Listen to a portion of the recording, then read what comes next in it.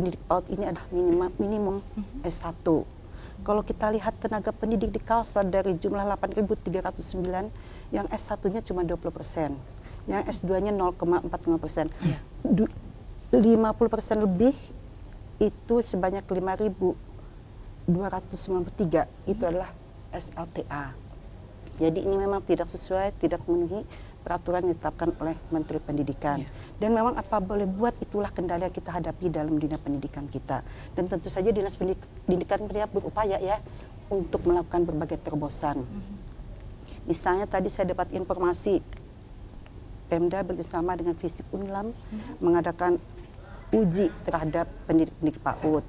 Kemudian juga memberikan beasiswa kepada sejumlah pendidik PAUD yang jumlahnya baru mencapai 518 orang, agar supaya pendidik PAUD yang masih SLTA di 2 atau 3 ini dia bisa meneruskan atau memperoleh pendidikan, baik dia mengikuti sekolah terbuka di universitas terbuka, maksud kita melalui diklat penjenjangan, ataupun dia ikut kuliah untuk mengambil S1.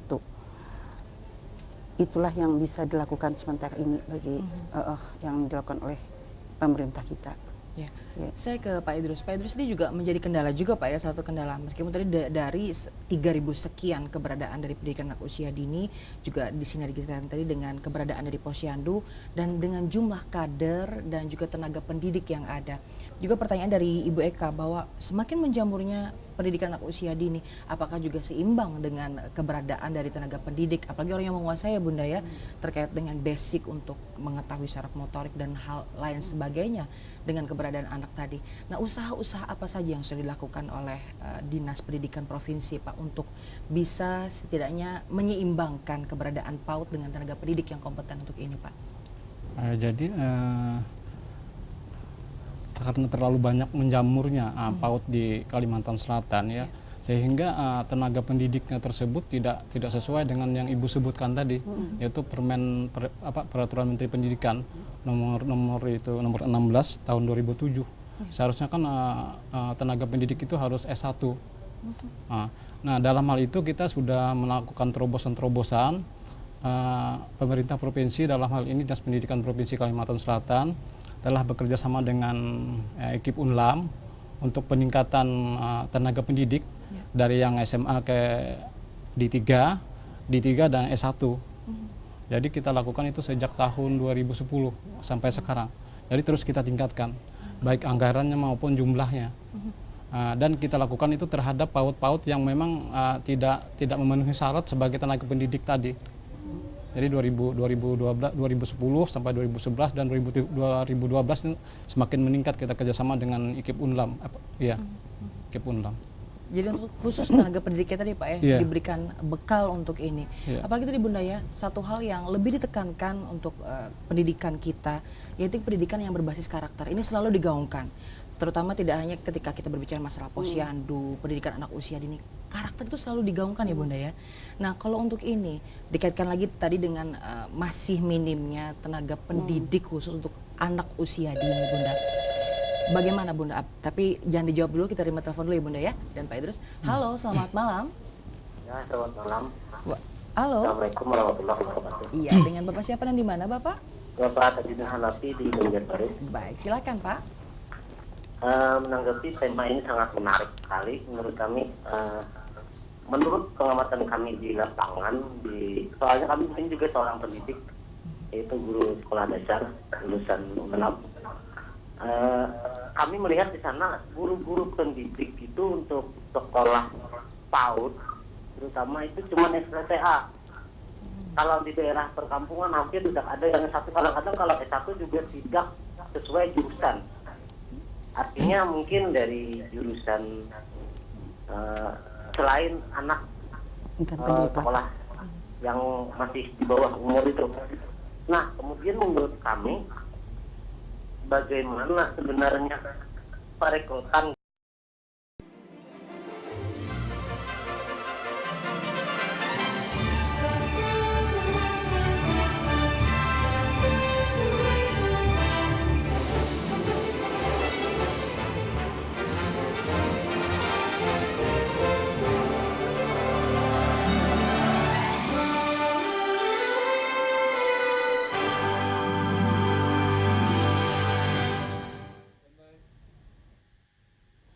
Assalamualaikum warahmatullahi wabarakatuh. Selamat malam pemirsa setia TVRI Kalimantan Selatan dimanapun Anda berada. Senang sekali pemirsa, malam hari ini kembali kami menjumpai Anda dalam dialog khusus. Dan malam hari ini secara khusus juga kami kedatangan tamu istimewa di studio. Tentu saja bersama saya telah hadir Bunda PAUD Provinsi Kalimantan Selatan, sekaligus juga istri orang nomor 1 di Kalimantan Selatan. Apa kabar Bunda Hajah Hayatun Fardah Rudi Arifin? Selamat malam Bunda. Alhamdulillah baik, selamat malam. Karena Bunda PAUD, jadi saya menyebutnya juga Bunda. Silakan. Sehat ya Bunda ya? Sehat, alhamdulillah. Sehat, tetap aktivitas dan tetap semangat kalau Bunda yang satu ini. Nah, mendampingi Bunda malam hari ini, hadir juga Kasih Sarana Prasarana Bidang Bina Pandai Bina PAUD nih, Dinas Pendidikan Provinsi Kalimantan Selatan, Bapak Haji Idrus SPD. Assalamualaikum Pak Idrus. Salam, selamat. Sehat ya Pak ya? Sehat, alhamdulillah. Nah ini kalau misalnya berkaitan dengan anak-anak atau dunia anak-anak, pasti mukanya cerah ceria semua nih kalau dengan berkaitan dengan anak-anak ya Pak ya. Apalagi biasanya katanya kalau orang guru itu kecenderungannya orangnya awet muda. Nah karena selalu berada di lingkungan anak-anak. Mudah-mudahan seperti itu selalu Pak ya. Semoga. Dan pemirsa seperti kita ketahui bahwa memang usia emas itu dari 0 sampai 6 tahun. Nah, dengan perkembangannya saat ini di Kalimantan Selatan, tentu saja peran dari pendidikan anak usia dini itu terus menggelora di bumi Lambung Mangkurat. Dan sejauh ini bagaimanakah sebenarnya peran dari Bunda PAUD dalam mendukung bangkitnya generasi emas Indonesia dimulai sejak usia dini? Malam hari ini saya akan berbincangkan hal tersebut bersama dua orang narasumber saya. Dan saya juga mengajak Anda untuk bisa bergabung bersama kami di pesawat telepon 327-2207 atau 327-2208. Baik, Ibunda, terkait dengan keberadaan Bunda juga sebagai PAUD, dan keberadaan PAUD di Kalimantan Selatan, sekaligus juga Bunda sudah dinobatkan sebagai Bunda PAUD untuk Provinsi Kalimantan Selatan. Sejauh ini Bunda, apa yang sudah dilaksanakan oleh Bunda sendiri terkait dengan dinobatkannya sebagai Bunda PAUD di Provinsi Kalimantan Selatan? Penobatan ini baru mungkin sebulan atau 2 bulannya, tapi sebenarnya kegiatan yang kita lakukan itu jauh sebelumnya, yaitu terkait dengan kami dari PKK, mungkin saya akan menjelaskan program PKK, punya program yaitu memberdayakan posyandu, sehingga posyandu ini akan seperti kami sampaikan pada waktu biasa pertemuan kita yang lewat, sehingga posyandu ini menjadi suatu wadah yang menampung semua program pemerintah yang berkaitan langsung dengan masyarakat bawah.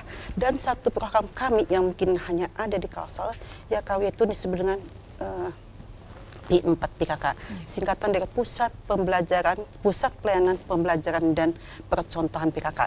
Suatu posyandu kami sebut dengan P4 PKK apabila ia telah melaksanakan 3 kegiatan secara terpadu, terintegrasi, yaitu pelayanan posyandu, jadi pelayanan Kesekia dan KB, kemudian PAUD dan BKB. Jadi itu program kami, dan saat ini sebagian besar posyandu sudah melaksanakan 3 kegiatan tersebut, malah banyak juga yang lebih, 5-7 ya. Jadi sebelum penobatan Bunda PAUD sebenarnya kita jauh sebenarnya sudah bergerak dalam hal pendidikan anak usia dini. Ya mungkin kalau dalam dunia pendidikan mungkin ada istilah yang kami kenal Pak ya, yaitu SPS, Satuan PAUD Sejenis ya.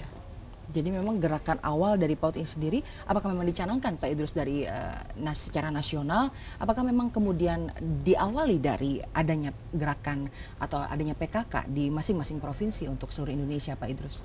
Ya, memang kalau pencanangan Bunda PAUD itu secara nasional sudah dicanangkan dari pusat, jadi terus di tingkat provinsi.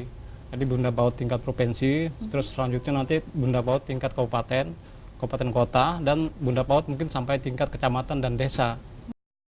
Kalau yang sudah saat ini dilaksanakan untuk Bunda sendiri sudah untuk tingkat provinsi ya Pak ya? Tingkat provinsi, tapi ada 5 kabupaten sudah yang penempatan Bunda PAUD kabupaten, ada 5.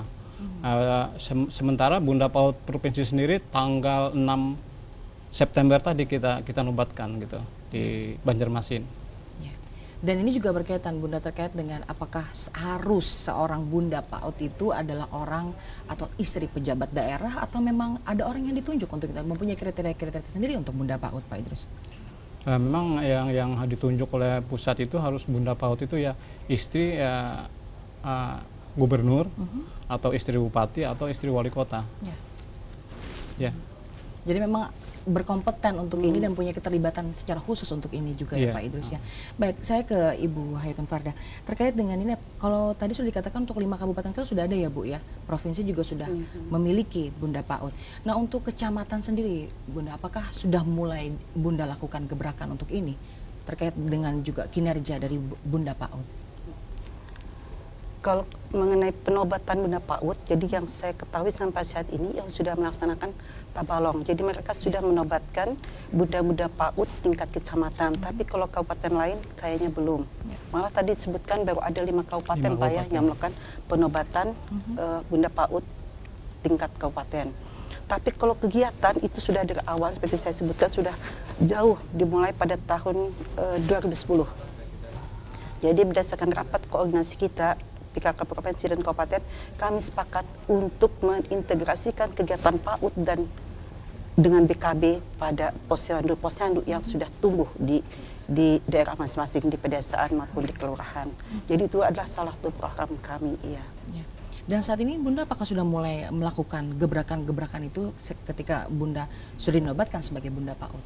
Terus terang kalau gebrakan mungkin setelah penobatan yang waktunya baru 1 bulan Pak ya, belum. Tapi kami mempunyai program yang kami sebut program yang berkelanjutan dan meningkat. Jadi kami setelah dimulai pada waktu itu kami membentuk yang pertama kali di Kertakanyar posyandu percontohan dengan 7 kegiatan, termasuk di dalamnya adalah PAUD. Kemudian setelah kami berhasil, kami meminta kepada Ketua PKK Kabupaten untuk membangun posyandu serupa dengan 7 kegiatan pula. Kemudian kami mengadakan lomba posyandu binaan pengurus PKK Kabupaten. Setelah mereka berhasil, mereka menyuruh Ketua PKK Kecamatan untuk membangun lagi posyandu dengan 5 kegiatan, dan itu PAUD selalu terintegrasi di sana. Setelah berhasil, kami menyuruh lagi ke Ketua PKK Desa terpilih dan Kelurahan minimal dengan 3 kegiatan, yaitu posyandu, BKB dan PAUD. Jadi selama ini kegiatan yang kami lakukan itu mengadakan lomba-lomba. Kemudian kami juga memberikan penghargaan kepada PAUD-PAUD binaan PKK yang melaksanakan pembelajaran berbasis karakter, ya. Dan itulah yang sudah kami lakukan selama ini. Dan untuk meyakinkan masyarakat tidak gampang ya Bunda ya, apalagi terkait dengan pentingnya pendidikan anak usia dini di saat ini. Untuk upaya meyakinkan masyarakat bahwa sebenarnya pendidikan anak usia dini dimulai dari nol, apalagi di jenjang saat ini dari taman bermain dengan adanya penitipan anak juga sekaligus dengan adanya pendidikan anak usia dini. Bagaimana cara Bunda untuk meyakinkan masyarakat Bunda? Jadi memang kalau kami dari PKK kami punya kader-kader di tingkat bawah, melalui mereka lah kami melakukan sosialisasi antara lain tentang pentingnya pendidikan anak usia dini ini. Tentu juga penyuluhan yang lain juga. Jadi juga kalau selain pentingnya pendidikan anak usia dini, kami juga menyuruh bagaimana pemberian gizi yang baik, cara mendidik anak yang baik. Jadi itu kami laksanakan terutama di tingkat lapangan. Kalau kami di tingkat provinsi, kami tidak sampai melaksanakan penyuluhan, tapi kami melakukan pembinaan. Seperti yang kami sebutkan tadi, pembinaan para kader. Contohnya kami bekerja sama dengan SCTP, berapa tahun yang lewat kami melatih 100 kader kami tentang pendidikan berbasis karakter. Itulah yang sudah kami laksanakan.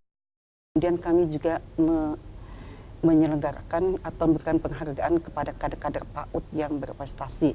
Maksud kami yang memang dia mampu membuat lomba. Jadi maksudnya dalam bentuk lomba membuat APE dengan menggunakan bahan-bahan lokal. Itu adalah salah satu juga kegiatan yang kami laksanakan. Dan insya Allah kami juga akan nanti ke depan kami mungkin akan buat kegiatan lain yang pada sifatnya atau pada prinsipnya itu mendukung bagaimana peningkatan mutu kader, kemudian juga hal-hal lain yang mendukung untuk pengembangan daripada pendidikan anak usia dini ini. Jadi ini terus terintegrasi antara program PKK dan juga keberadaan dari Bunda PAUD dan keberadaan pendidikan anak usia dini. Saya ke Pak Idrus kembali. Pak Idrus, kalau terkait dengan hal ini, sampai saat ini di tahun 2012, bagaimana perkembangan dari pendidikan anak usia dini untuk Kalimantan Selatan sendiri, Pak Idrus? Memang perkembangan Bunda PAUD, perkembangan PAUD sendiri khususnya di Kalimantan Selatan ya, sampai tahun 2012 itu sudah mencapai 3.700 lebih. Seluruh Kalimantan Selatan? Iya, jadi setiap tahunnya semakin meningkat gitu. Yeah. Jadi sampai sekarang tuh 3.700 lebih sampai 2012. Jadi masyarakat sangat sekali ini menghadapi untuk mendirikan PAUD ini. Tapi itu berada di kelompok yang sama misalnya atau dengan swasta, ataukah memang bergandengan biasanya Bu ya dengan keberadaan Posyandu, Poskesdes? Apakah keseluruhan sebanyak 3.000 tadi Pak Idrus, apakah semuanya ada di lingkup itu? Kalau PAUD sendiri sekarang kan PAUD itu terdiri dari KB, TK, Taman Kanak-kanak, KB, kelompok bermain, SPS, tempat penitipan anak, termasuk yang PKK tadi. Jadi berbagai lapisan gitu dari masyarakat sendiri dan pemerintah sendiri. Termasuk juga ya seperti TK pembina provinsi, TK pembina kabupaten, TK pembina kecamatan gitu. Jadi di situ semua berbaur ya. Iya. Jadi ini ada kemungkinan semakin tahun akan semakin meningkat kembali Iya, Pak semakin untuk tahun Kalimantan semakin Selatan. meningkat. Karena juga didukung oleh pemerintah. Karena masyarakat kayaknya sangat antusias sekali mendirikan PAUD gitu. Terutama yang KB-nya, KB kelompok bermainnya. Tapi sejauh ini kalau berbicara mengenai kendala yang ada, tadi Ibu juga mengatakan bahwa sebenarnya tidak gampang ya Bu ya untuk bisa meyakinkan masyarakat bahwa pendidikan anak usia dini itu sangat penting. Meskipun tadi banyak ya Bu ya, 3.000 lebih keberadaan pendidikan anak usia dini, masuk KB, masuk taman penitipan anak juga ya Pak ya yang ada di sana.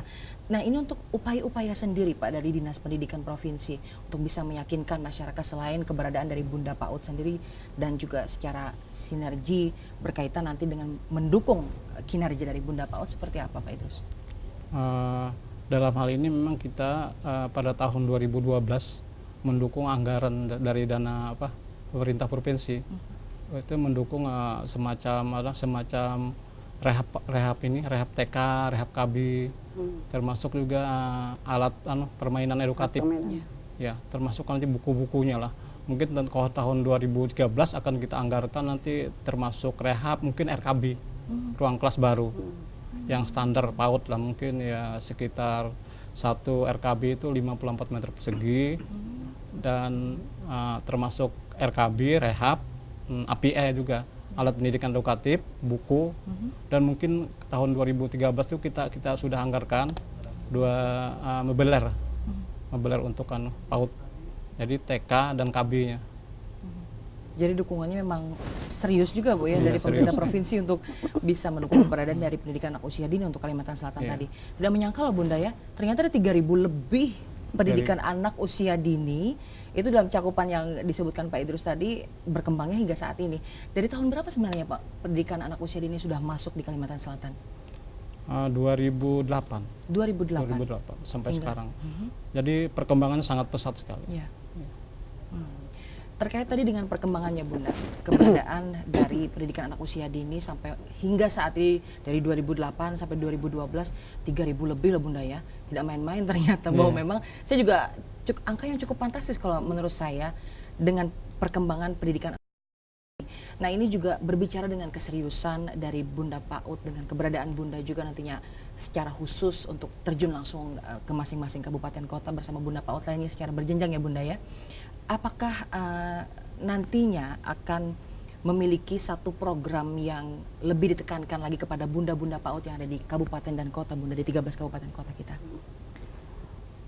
Jadi seperti saya sampaikan, mungkin sampai saat ini sebelum terpikirkan program itu apa gitu dan bagaimana.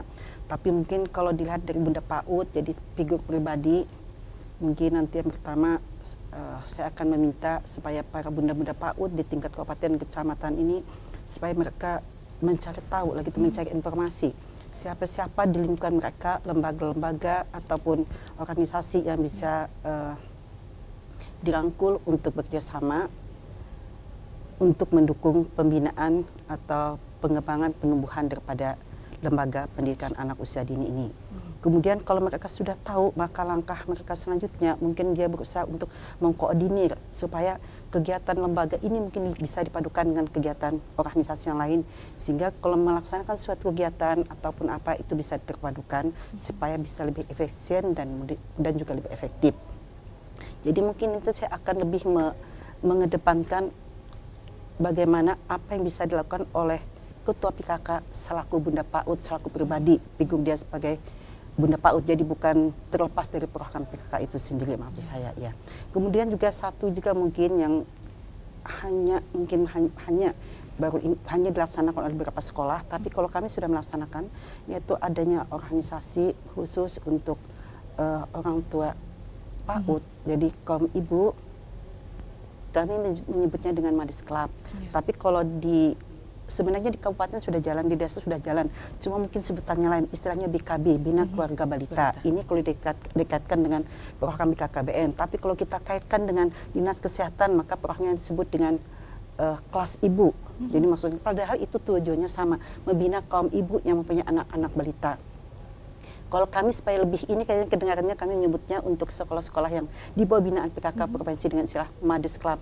Jadi kaum ibu yang dari merupakan orang tua daripada murid itu kami bina supaya mereka mengerti tentang bagaimana mendidik anak, seperti kami sebutkan gizi yang baik dan sebagainya. Dan juga yang penting agar mereka bisa menyelaraskan pengalaman anak yang diperoleh di sekolah dengan perlakuan yang diterima oleh anak di Jadi rumah. memang ada keseimbangan untuk ini ya Bunda ya. Baik, kita terima telepon dulu Bunda dan juga Pak Idrus. Halo, selamat malam. Selamat malam. Selamat malam. Iya. Eka Banjarmasin. Baik, silakan Ibu. Saya melihat tema tadi bahwa Bunda artinya Bunda PAUD ya tadi ya. Jadi saya barusan mendengar kata-kata itu. Alhamdulillah berarti pada momen ini saya mendengar. Tadi seperti apa yang dikatakan oleh narasumber bahwa PAUD itu juga artinya pengenalan anak usia dini itu berintegrasi dengan kegiatan posyandu.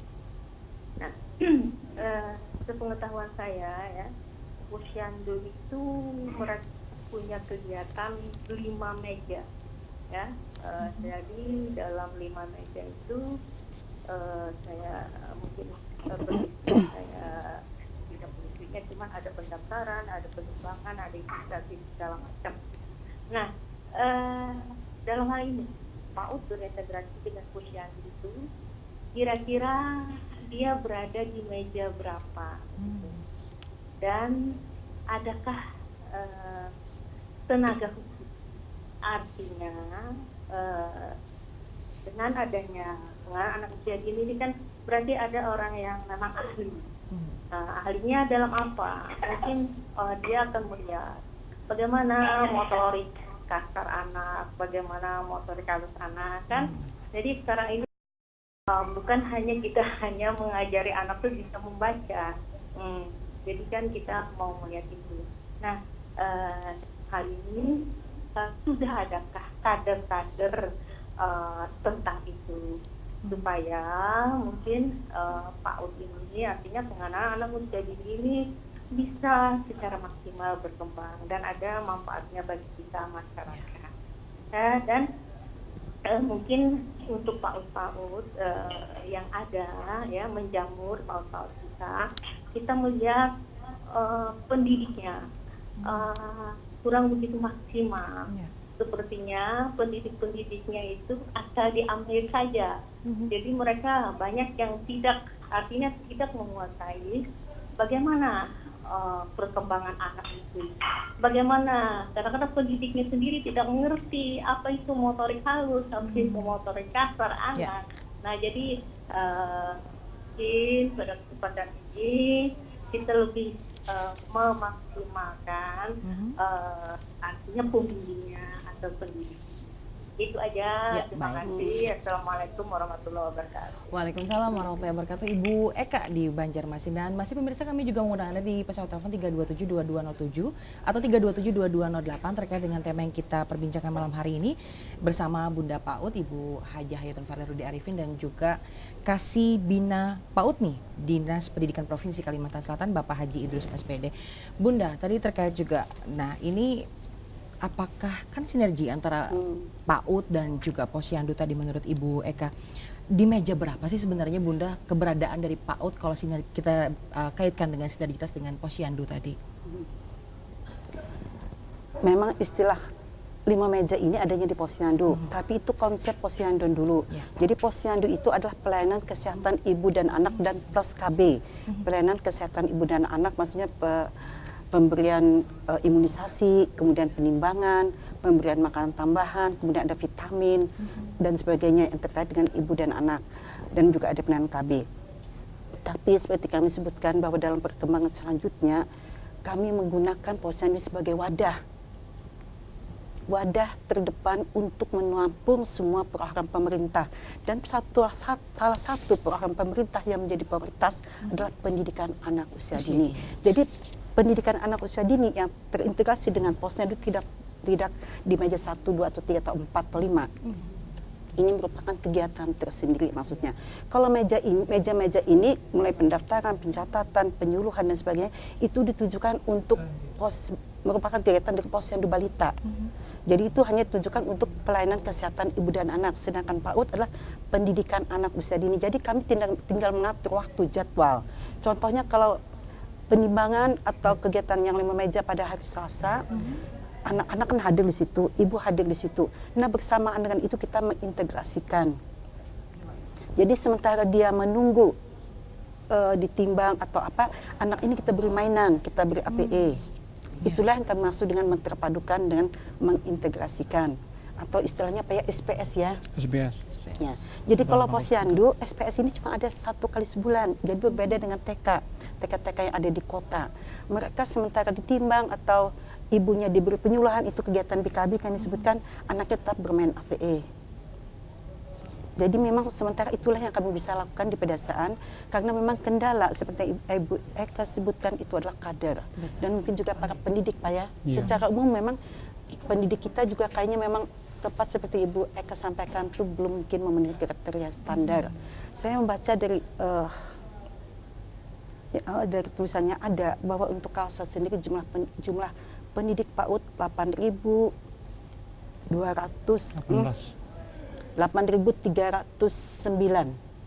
Ya. Dan kalau melihat dari peraturan pemerintah, peraturan Menteri Pendidikan Nasional tahun 2007 nomor 16 itu menyebutkan bahwa standar, jadi kriteria pendidikan kan kadang-kadang kalau di daerah itu yayasan yang punya. Nah, kalau yayasan yang punya kadang-kadang hanya keluarganya yang jadi guru di situ, bukan benar-benarnya guru yang profesional yang mempunyai pendidikan sesuai dengan itu. Kemudian lagi kami juga bingung melihat pendidikan zaman sekarang ini. Guru-guru itu kadang-kadang tidak mempunyai pengetahuan mengenai pedagogik anak yang dulu ditanamkan benar-benar. Artinya kalau anak itu bermasalah, jangan cuma dilihat masalahnya, tetapi bagaimana cara mengatasi masalah tersebut. Kami mengharapkan sekali solusi yang bisa diberikan oleh Dinas Pendidikan atau yang terkait mengenai masalah-masalah ini. Kami sangat bingung melihat pendidikan anak-anak di perkampungan itu, mereka disuruh membaca, padahal kan seharusnya anak usia TK itu kalau masih kecil, apalagi masih kelas bermain, mereka tidak boleh dipaksakan untuk membaca. Mereka hanya sekedar bermain, bukan untuk nanti masuk sekolah. Walaupun masuk sekolah SD mereka tidak bisa membaca kan tidak masalah. Jadi di SD mereka sebenarnya tingkatan untuk bisa membaca dan menulis serta berhitung itu. Untuk PAUD mungkin mereka hanya bermain dengan cara gambar-gambar itu, sedangkan di kampung-kampung itu kami melihat mereka harus bisa membaca. Pokoknya kalau sudah bisa membaca berarti sekolah PAUD atau TK itu sudah bisa gitu. Ya. Berhasil gitu. Terima kasih. Baik, terima kasih Pak. Waalaikumsalam warahmatullahi wabarakatuh. Terima kasih Pak Hanafi di Banjarbaru. Sebelum kita menjawab pertanyaan Bunda dari Pak Hanafi tadi, bagaimana untuk basis dikaitkan tadi dengan yang saya tanyakan, karakter, dengan berbasis karakter tadi Bunda, kan tidak gampang untuk ini. Ya, memang kayaknya itu mudah ya. Tapi yang berbasis karakter ini juga baru Pak ya kayaknya. Iya. Jadi baru. Kata saya juga salah satu kendala dalam pendidikan berbasis karakter, seharusnya pendidiknya sendiri punya karakter yang bagus. Betul. Gitu. Ini kalau dia mengajarkan anak-anak gitu, jadi dia waktu mungkin bersama anak dia mengajarkan karakter yang bagus, bagaimana menyampaikan sesuatu secara lembut, halus, sopan. Tapi kemudian tanpa disadarinya, kemudian di dekat anak itu atau depan anak dia terus melakukan hal yang bertentangan dengan baru sampaikan dengan anak. Karena memang pembawaan pendidiknya mungkin karakternya bukan demikian gitu. Jadi hanya dia menyampaikan, tapi dalam kesehariannya bukan berkarakter juga pendidiknya. Tidak memenuhi syarat gitu maksud kami. Saya kira itulah salah satu. Jadi memang untuk ke depan, yang sekarang ini kita jangan mungkin mencari pendidik yang berkarakter. Pendidik yang memenuhi standar. S1 aja sudah susah. Dan kami untuk PKK, kami tidak melihat apakah di SMA, apakah di SMP, apakah tamat SD. Yang penting dia kader, bersedia gitu membantu di posyandu kami. Jadi kami tidak ada pilihan. Tidak bisa memilih bahwa kamu tidak bisa kami terima untuk kader kami. Untuk kader PAUD, karena memang untuk mencari kader PKK pun susah gitu. Kami punya kegiatan seperti kami sebutkan ada 7 kegiatan, 5 kegiatan. Tapi kalau dihitung jumlah kadernya ada mungkin hanya ada 10 kader, 15 kader. Jadi satu kader merangkap-rangkap. Dia kader posyandu. Maksud saya dia melakukan penimbangan dan sebagainya. Tapi dia juga pada kesempatan yang lain dia berperan sebagai kader PAUD. Pada kesempatan yang lain dia juga mungkin berperan sebagai kader KF. Jadi satu kader itu merangkap berbagai tugas gitu. Mungkin pada waktu yang berbeda. Jadi itu dia sendiri yang mengatur. Itulah salah satu kendala yang kita hadapi. Itu yang kendala secara umum, belum lagi yang berkarakter. Jadi kalau berkarakter nanti ada uji lagi karakternya. Pendidik ini apa sesuai apa tidak gitu ya untuk melakukan pendidikan berkarakter bagi anak ya. Dan ini Pak Idrus menjadi sebuah dilema tapi juga tantangan untuk Dinas Pendidikan ya Bunda ya. Secara tidak langsung nih Pak ya. Terkait dengan dari sistem rekrutmen, apakah ada prasyarat untuk ini? Tapi menurut Bunda tadi bahwa ini sangat susah ya Bunda ya untuk mendapatkan orang yang dengan titel sarjana kompeten di bidang ahli untuk bidang pendidikan anak usia dini itu sangat susah. Nah dengan ini apakah ada program khusus nanti yang akan dilakukan selain tadi Bapak katakan bahwa memang sudah ada kerjasama ya Bunda ya dengan Universitas Lambung Mangkurat untuk tenaga-tenaga pengajar secara perlahan lah untuk meskipun secara perlahan masih sulit untuk dijangkau. Selain hal tersebut apa yang akan kembali dilakukan sistem rekrutmen supaya nantinya tidak sembarangan lagi ya Bunda ya kesannya yaitu mencari tenaga pendidik untuk pendidikan anak usia dini ini. Memang tadi kan sudah dikatakan kita sudah melakukan kerjasama dengan IKIP Unlam untuk peningkatan kualifikasi tenaga pendidik terutama untuk PAUD ya. Tapi hal tersebut kita lakukan untuk PAUD-PAUD dalam hal ini PAUD-PAUD yang dibangun oleh masyarakat, didirikan oleh masyarakat. Karena apa yang dikatakan Pak Hanafi tadi bahwa itu kadang-kadang mereka merekrutmen ke keluarganya sendiri. Sementara kan tidak memenuhi syarat kalau menurut Permen yang 16 tadi 2007 itu. Nah, dalam hal ini mungkin kita akan melakukan kerjasama dengan Unlam tadi, dengan IKIP Unlam sejak tahun 2010 tadi ya, cuma 2011 sudah ada jurusan PAUD tersendiri nanti, sudah ada sendiri jurusan PAUD. Ini jadi, baru Pak ya? Ya baru. Sebelumnya kita hanya meningkatkan kualifikasi tenaga pendidik itu ke luar daerah, mungkin ke Jogja, ke Surabaya, di Malang. Nah dengan sejak tahun 2011 tadi kita sudah melakukan kerjasama dengan Unlam yang khusus jurusan PAUD gitu. Jadi PAUD, S1 PAUD, SPD PAUD namanya, SPD PAUD. Tapi dalam bentuk pelatihan juga ada. Ya itu kalau dalam bentuk pelatihan juga kita melakukan orientasi teknis guru-guru PAUD. Tapi itu kita karena anggarannya juga terbatas ya. Nah, maka alhamdulillah 2012 nanti sudah anggaran pemerintah provinsi itu sudah mulai memperhatikan lah anggaran pendidikan terutama khusus PAUD lah. Jadi kedepannya mungkin semakin banyak tadi ya Pak ya. Iya. Mungkin ke depan lagi akan lebih meningkat lagi gitu. Apalagi dengan penyetusan Bunda PAUD itu ya. Dan kami mendukung sama sekali gitu. Nah ini tadi juga dikatakan oleh Pak Hanafi bahwa memang ada kesan dengan pendidikan anak usia dini itu wajib bisa membaca. Ini juga sama dengan secara tidak langsung juga pemaksaan ya Bunda ya untuk ini bahwa memang mereka harus bermain bukan belajar ataupun wajib bisa membaca ketika keluar dari taman kanak-kanak ataupun diawali dengan pendidikan anak usia dini. Bagaimana Pak Idrus dengan hal ini? Nah, sebetulnya itu kalau bahasa ininya calistung ya. Baca tulis hitung itu tidak benar itu dalam pelaksanaan pendidikan PAUD. Cuma kadang-kadang orang tua itu ya memaksa anak-anaknya kepada pendidik ini, kepada pendidik supaya bangga gitu kalau anaknya keluar dari TK bisa membaca atau bisa berhitung. Apalagi kita lihat mungkin ya playgroup itu sebetulnya itu tidak benar. Kalau playgroup itu sebetulnya kelompok bermain itu. Kadang-kadang mereka merasa bangga bisa membaca, apalagi bahasa Inggris gitu. Jadi tidak ada aturan yang mengharuskan PAUD itu bisa membaca dan menulis. Malah menyalahi. Jadi ya seharusnya mereka itu bermain sambil belajar. Gitu. Bukan harus dipaksakan. Tapi kadang-kadang tadilah orang tuanya itu yang memaksakan kita. Iya. Jadi memang ini jadi tantangan juga Bunda ya, bahwa memang banyak sebenarnya yang salah kaprah di masyarakat kita, bahwa memang dengan pendidikan anak usia dini itu anak harus belajar dan belajar, bukan bermain untuk pendidikan anak usia dini. Tapi sebelum kita membahas lebih jauh lagi, kita terima penelpon terlebih dahulu. Halo, selamat malam. Halo, selamat malam. Selamat malam, dengan Ibu siapa dan di mana Ibu? Ibu Nadia di Banjarmasin. Baik, silakan Ibu. Sekedar saran untuk Ibu Farda dan juga Bapak mengenai penerimaan seorang guru. Bukan berarti dia cuma punya titel, harapan saya juga dia harus dites psikologinya. Karena kebanyakan anak-anak guru-guru sekarang seenaknya untuk mengajar anak, memarahin anak semau-maunya.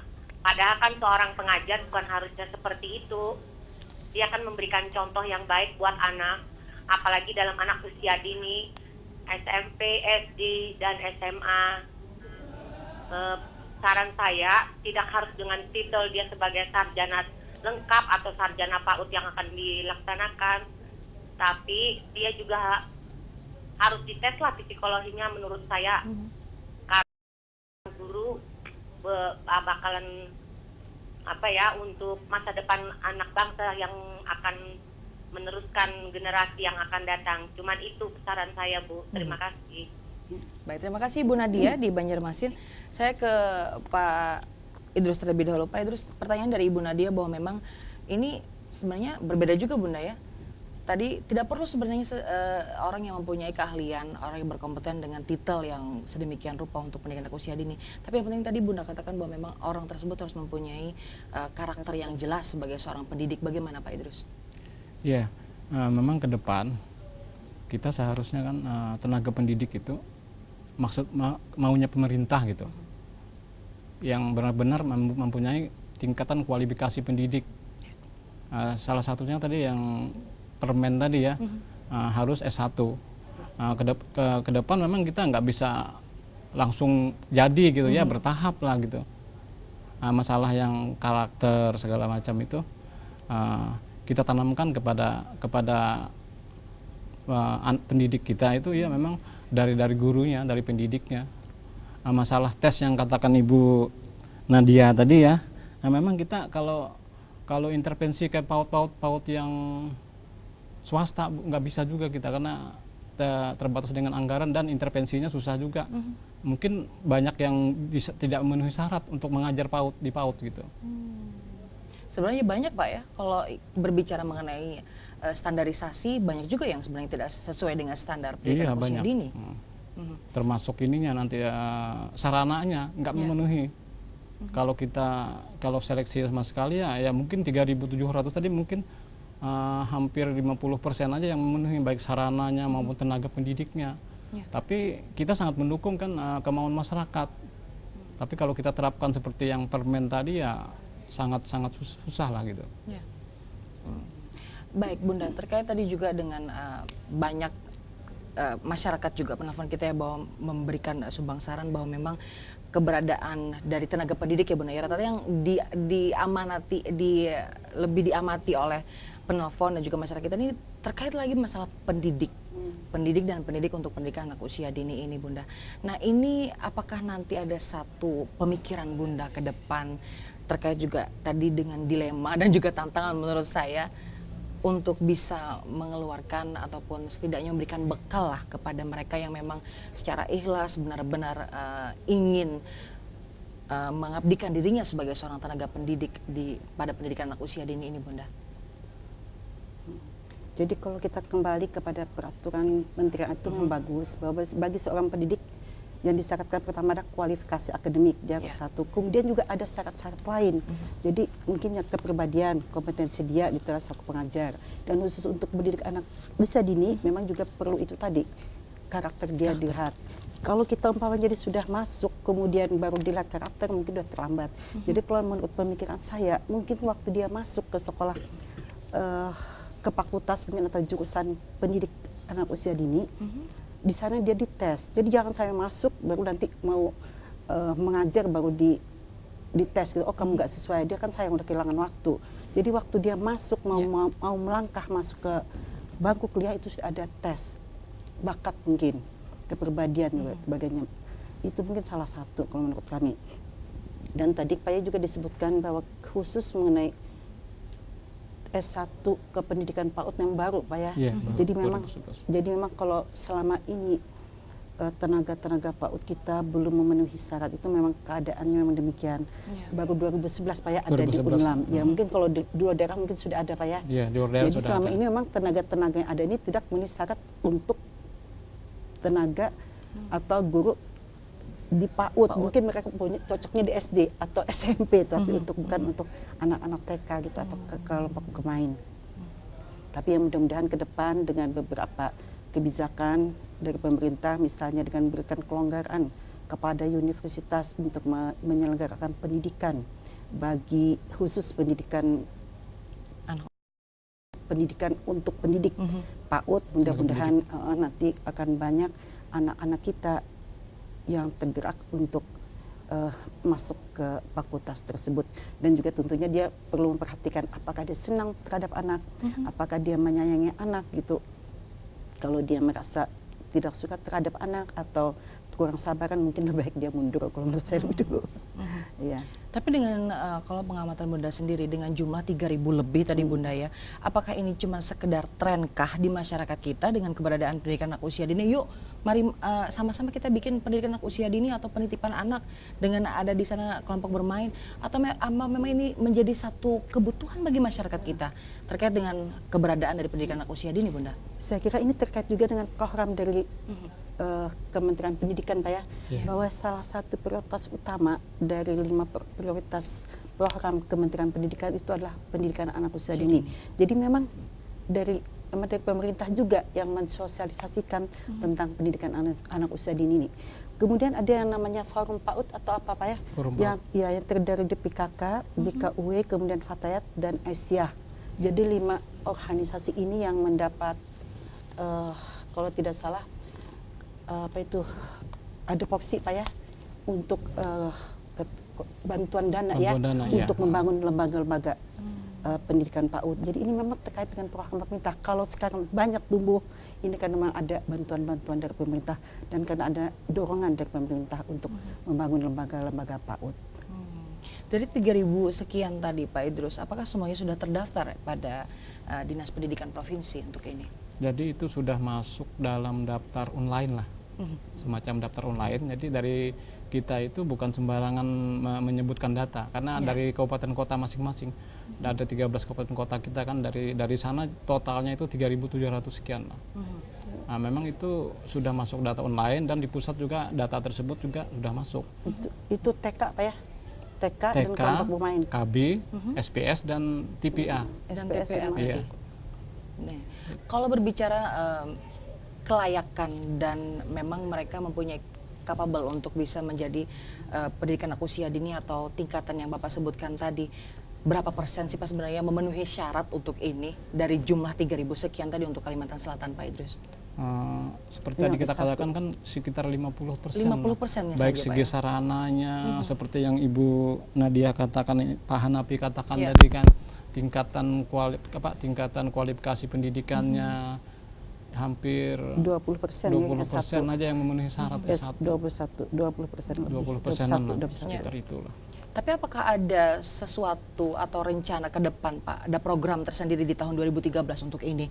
Apalagi dengan jumlah setidaknya menyeimbangkan antara hal-hal yang dirasa menjadi kendala dan juga dilema menjadi tantangan juga di tahun 2013 akan segera dilaksanakan Pak Idrus.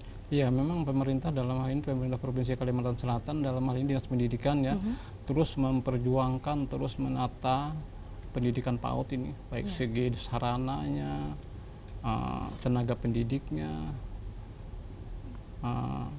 Makanya seperti kita katakan kan 2012 itu sudah kita ada penganggaran untuk ini rehab PAUD yang tidak memenuhi syarat tadi sarana dan prasarananya. Karena banyak juga PAUD yang nempel di rumah-rumah ininya, rumah-rumah yayasan gitu. Makanya saat kita merehab itu dana rehab itu kita sangat selektif sekali. Makanya tadi kan yang memenuhi syarat kalau benar-benar memenuhi syarat itu cuma 50% dari 3.700 tadi. Baik segi tingkat pendidikannya maupun sarana prasarananya. Tapi apa boleh buat kan itu juga sudah mendukung program pemerintah apa yang dikatakan Ibu tadi karena dari pusat juga memang harus ini kan yel-yel PAUD gitu. Jadi memang harus terus digaungkan meskipun dengan di tengah kendala yang dengan disebutkan berbagai cara Pak ya. Iya, berbagai cara, itu dengan berbagai itu tadi menyatukan dengan memadukan dengan kegiatan lain seperti posyandu, kemudian mungkin dengan TK-TK Al-Quran, kemudian dengan mungkin pelayanan lain yang memang bisa gitu memungkinkan. Jadi memang kayaknya sudah setengah dipaksa Pak ya. Iya, setengah dipaksa. Untuk membangun lembaga PAUD gitu walaupun belum memenuhi. Tapi secara perlahan mungkin insya Allah akan bisa menjadikan akan kita tingkatkan, akan kita perbaiki dari tahun ke tahun. Mungkin sampai tahun berapa kita terus ya Pak ya? Terus berjuang lah. Kembali Pak ya kita terima telepon. Halo, selamat malam. Halo, Assalamualaikum. Waalaikumsalam. Dengan Bapak siapa dan di mana Bapak? Pak Agus, Banjarbaru. Silakan Pak Agus. Assalamualaikum, Bu Hayatun Parda. Waalaikumsalam Pak. Pak Agus, Banjarbaru. Begini Pak, saya sangat tertarik dengan materi ini, khususnya tadi dari Kadis Pendidikan Provinsi sama Ibu Hayatun Parda berkenaan dengan PAUD ini. Salah satu permasalahannya tadi kan kita masih kekurangan tenaga pendidik khusus PAUD ini ya. Kata informasi dari narasumber tadi kan baru tenaga pendidik baru diterima baru khusus pendidikan PAUD itu 2011 Pak ya. Nah, kami menyarankan begini Pak. Oleh karena tadi banyaknya kata sudah menjamurnya PAUD di Kalimantan Selatan, informasinya sekitar 3.700 Pak ya.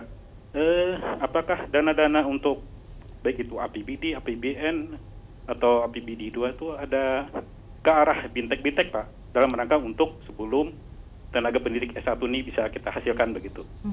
Yang kedua begitu juga dengan sarana dan prasarananya yang sangat-sangat minim sekali.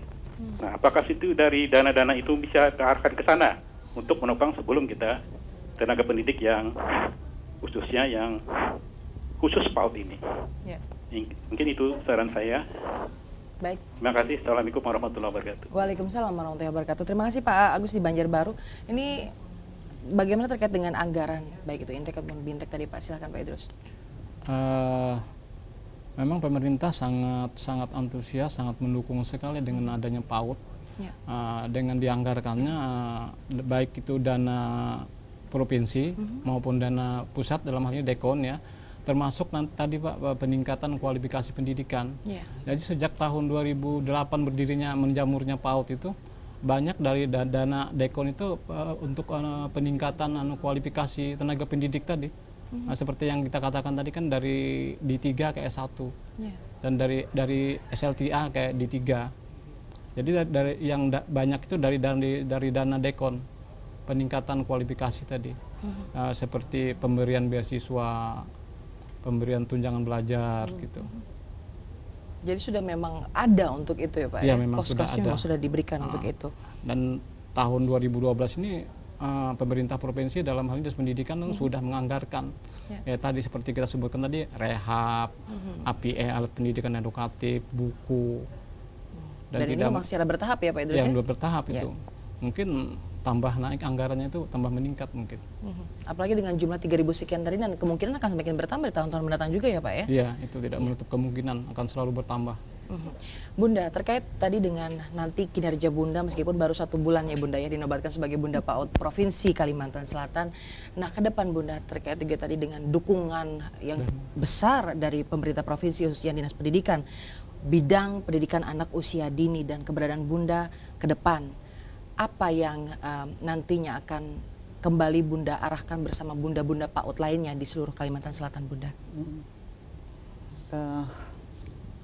Yang tadi mungkin saya sebutkan, yaitu kita mencari tahu di lingkungan masing-masing lembaga apa saja, organisasi mana saja yang bisa bekerja sama dengan kita, yang bisa saling dukung-mendukung dalam rangka pembinaan atau penumbuhan lembaga-lembaga PAUD di pedesaan. Kemudian kami juga selaku istri kepala daerah tentunya punya power bisa mengkoordinasikan. Jadi kalau kami seperti kami lakukan, kami akan memanggil pihak-pihak terkait supaya kalau ada kegiatan ataupun program itu bisa dipadukan ya dengan maksud supaya lebih efisien dan lebih efektif. Dan kemudian juga seperti kami sampaikan bahwa salah satu upaya yang kita bisa lakukan agar apa yang kita lakukan di sekolah sejalan dengan apa yang diterima oleh anak di rumah, yaitu kita melakukan pembinaan terhadap kaum ibu dari anak-anak PAUD tersebut ya. Dan memang konsentrasi untuk ini terus ditingkatkan ya Pak ya. Iya. Sinergi antara Bunda PAUD dan juga Dinas Pendidikan Provinsi Kalimantan Selatan. Sukses selalu ya Pak ya untuk pendidikan anak usia dini di Kalimantan Selatan, karena memang ini sangat penting sekali untuk bisa menumbuhkan generasi-generasi Kalimantan Selatan yang emas di kemudian hari, tentunya di bawah Bunda PAUD dan juga bunda-bunda yang ada di rumah maupun juga Bunda PAUD pendidikan anak usia dini untuk kita. Terima kasih Bunda, terima kasih Pak Idrus sudah berbagi bersama kita di sini, dan semoga saja ini terus sukses di kemudian hari. Semoga. Baik, dan pemirsa demikian dialog khusus pada malam hari ini. Atas nama kerabat kerja yang bertugas yang mengucapkan terima kasih atas perhatian dan juga kebersamaan Anda. Assalamualaikum warahmatullahi wabarakatuh dan sampai jumpa.